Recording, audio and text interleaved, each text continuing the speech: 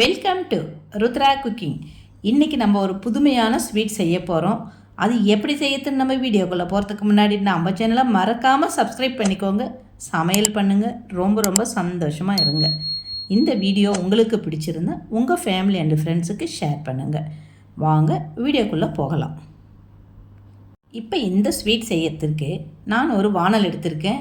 ஒரு பவுல் பால் சேர்த்துருக்கேன். எந்த பவுலால் பால் எடுத்தோமோ அதே பவுல் அளவுக்கு பொட்டுக்கடலை எடுத்துக்கணும். அதான் வறுக்கடலை பொட்டுக்கடலை எப்படி வேணாலும் சொல்லலாம். அதையும் எடுத்து அந்த பாலோடையே நம்ம சேர்த்து சிம்லே கொஞ்சம் வேக வச்சிடணும்.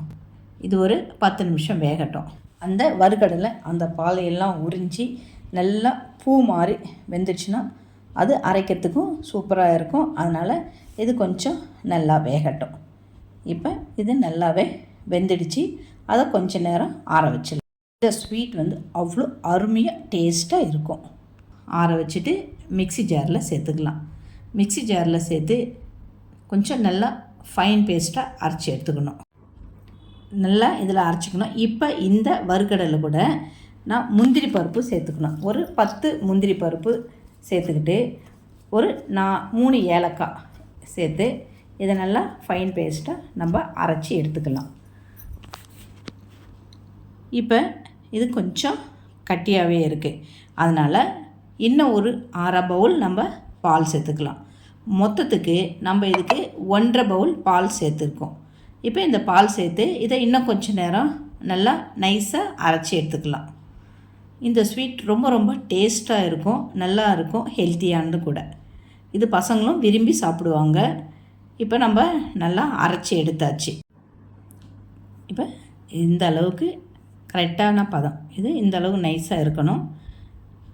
இப்போ அரைச்சி எடுத்து அப்படியே வச்சுட்டு ஸ்டவ்வில் ஒரு வானல் வச்சிடலாம். வானல் வச்சு ஒரு 2 டீஸ்பூன் நெய் அதில் சேர்த்துக்கலாம்.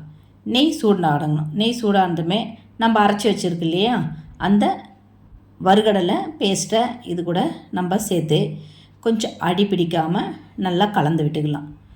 ஸ்டீல் வானல் இருந்தால் கொஞ்சம் அடி தான் பிடிச்சிக்கும், பார்த்து பதமாக செய்யணும். உங்கள் வீட்டில் வேறு வானல் இருந்தாலும் பேன் இருந்தாலும் வச்சு செஞ்சுக்கலாம். இப்போ இதை அடி பிடிக்காமல் அந்த பால்லாம் நல்லா சுண்டுற அளவுக்கு நல்லா கலந்து விட்டுக்கினே இருக்கணும். இப்போ நல்லா பால் சுண்டி நல்லா கட்டி ஆயிடுச்சு. இப்போ இது கூட சுகரோ நாட்டு சர்க்கரையோ வெல்லமோ எது வேணாலும் சேர்த்துக்கலாம். நான் வெள்ளை சர்க்கரை தான் சேர்த்துக்கிறேன். ஏன்னா எங்கள் அம்மாவுக்கு நாட்டு வெல்லம் சேர்த்தா அவங்களுக்கு இருமல் அதிகமாக வரும். அதனால் நான் மேக்ஸிமம் எல்லாத்துக்குமே சர்க்கரை தான் சேர்த்துப்பேன். இப்போ சர்க்கரை சேர்ந்ததுமே இன்னும் கொஞ்சம் இலகி அது கொஞ்சம் தண்ணி ஆகும். அந்த தண்ணியானதை கட்டி ஆகிற வரைக்கும் நல்லா கலந்துக்கிட்டே இருக்கணும். அடி பிடிக்காமல் இருக்கிறதுக்கு இன்னும் ஒரு 3 டீஸ்பூன் நெய் சேர்த்துக்கலாம். நெய் சேர்த்து நல்லா கலந்து விட்டுக்கணுமே இருந்தோம்னா அடி பிடிக்காது. அந்த நெய்யும் பிரிஞ்சு வர அளவுக்கு நல்லா கலந்து விட்டுக்கலாம். இப்போ எண்ணத்தில் ஒட்டலை பழங்க இந்த மாதிரி இருக்கும்போது நம்ம ஒரு பிளேட்டில் நெய் தடவிட்டு நம்ம செஞ்சு வச்சுருக்கிற அந்த வறுகடலை அல்வாவை இதில் நம்ம சேர்த்துடலாம். சேர்த்து நல்லா பிளேட்டில் எல்லா இடத்துலையும் படுற மாதிரி நல்லா அழுத்தி பிளேட்டில் சமமாக அதை செஞ்சு வச்சுக்கலாம். செஞ்சுட்டு இதை கொஞ்ச நேரம் அப்படியே ஆற விட்டுடலாம். இது அப்படியே நல்லா ஆறட்டும். ஆறினா தான் நம்ம கட் பண்ணி எடுக்க முடியும். இப்போ ஆறினதை வேறு ஒரு பிளேட் வச்சு அதில் தட்டி கவிழ்த்தி எடுத்தோம்னா அதில் அழகாக விழுந்துடும். இப்போ இந்த மாதிரி விழுந்ததை இதில் நம்ம நல்லா நம்மளுக்கு எப்படி தேவையோ அந்த மாதிரி கத்தியால் ஸ்லைஸ் பண்ணிக்கலாம். அருமையான வறுகடலை ஸ்வீட் நம்மளுக்கு ரெடி ஆகிடுச்சு. நீங்களே இதை வீட்டில் ட்ரை பண்ணி பாருங்கள். மறக்காமல் நம்ம சேனலை சப்ஸ்கிரைப் பண்ணிக்கோங்க. சமையல் பண்ணுங்கள். ரொம்ப ரொம்ப சந்தோஷமாக இருங்க. நன்றி, வணக்கம்.